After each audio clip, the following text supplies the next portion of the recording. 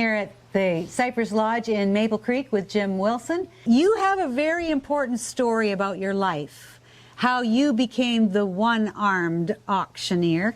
It started in the morning, early morning, but I was batching at the time out here. My parents give me an option to, I could go to school and live on the farm. They stay and help me and run the place till I got old enough to take over. And then I quit school because I wanted to be on the place. Okay. I like cattle and sheep and different things. I started when I was 17 on my own, and I was batching most of the time.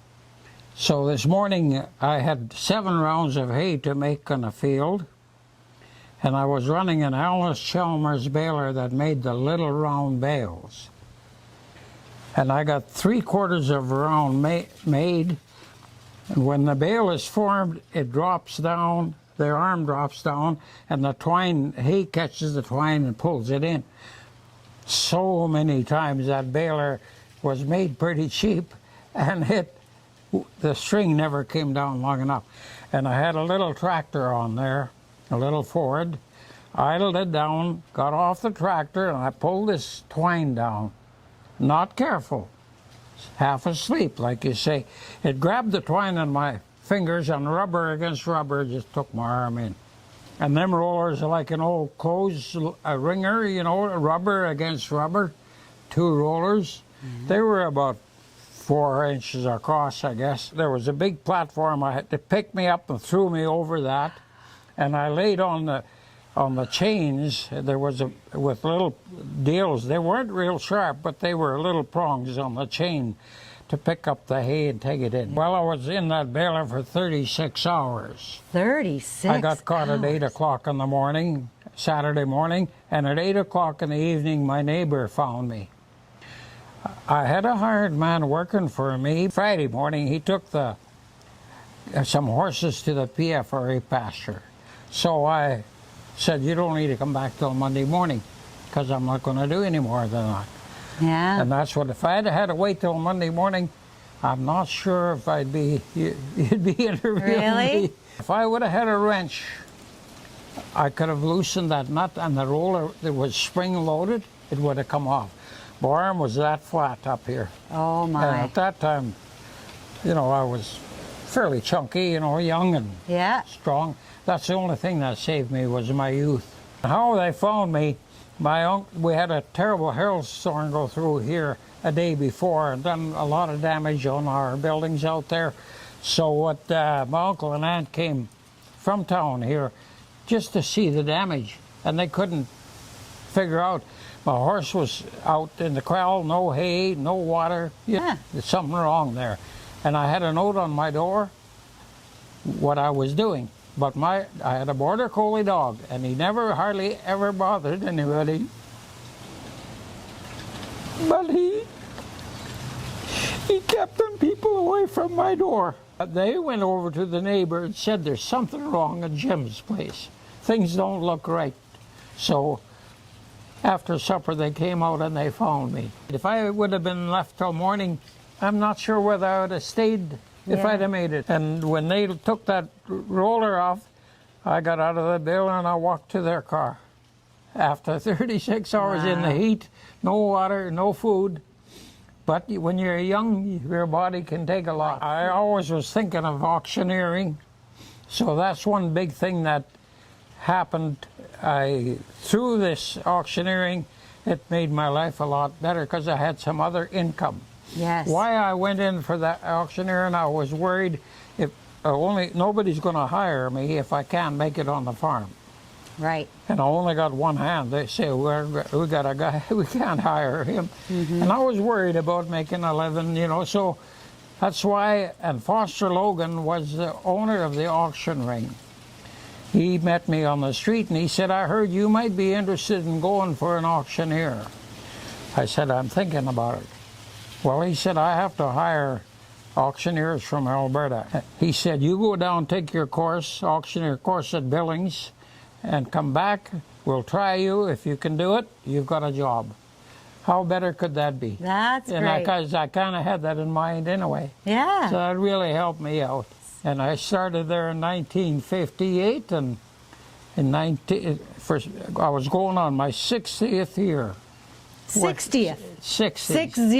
Yeah, Wow. going, just starting in the 60 years and selling cattle. I got along pretty good with the public because, well, why not? Yeah. They're always right, you know.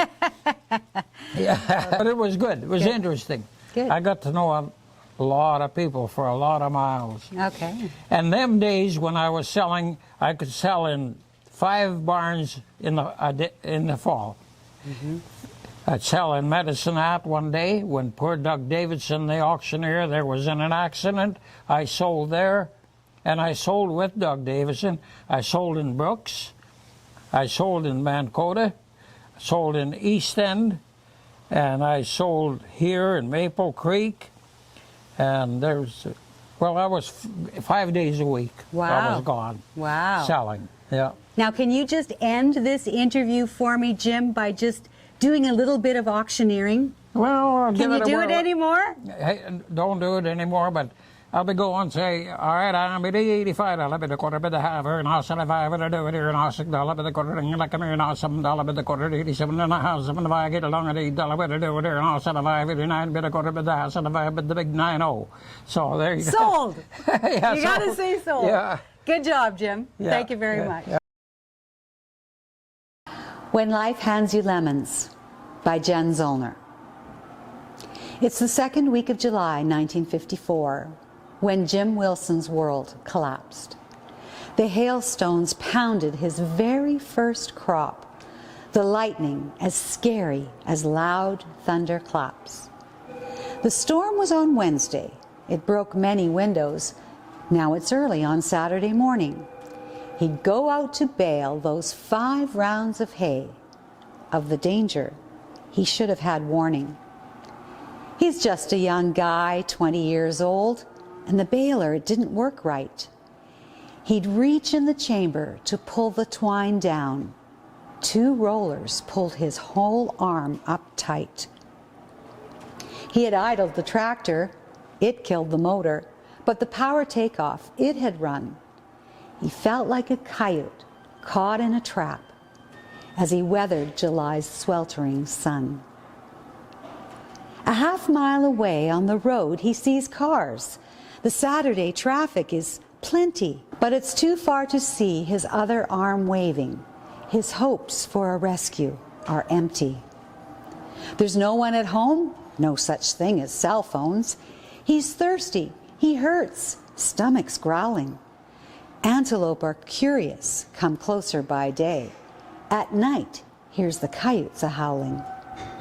Sunday night is when Jim's aunt and uncle come to see all the damage from hail. Something's the matter. The horse has no water. Will the note on the door tell the tale? Jim was thinking his sister and husband may come to fix all the house windows broken by hail. He had left a note in case she has questions. She would then know where he'd gone out to bail. Jack is Jim's dog, who's known to be friendly, but not today. Wouldn't let Auntie get to the door. But Jack knew the neighbor, and so they were able to manage the rescue that Jim had prayed for. For 36 hours he'd been trapped in that baler. In Maple Creek Hospital, 3 days more. In Moose Jaw, he heard his grim rate of survival, and he promised himself he would better that score. He's now a speaker, urges safety with machinery on the farm, shows how neighbors can be lifelines as he waves his left arm. He motivates the discouraged who's suffered a mishap. He used to trap coyotes. Now he'll never set a trap. His success is astounding, one-armed auctioneer. He sucks half a lemon, so it makes his voice clear. He's the perfect illustration. You can make lemonade. If life hands you lemons, life can still be remade.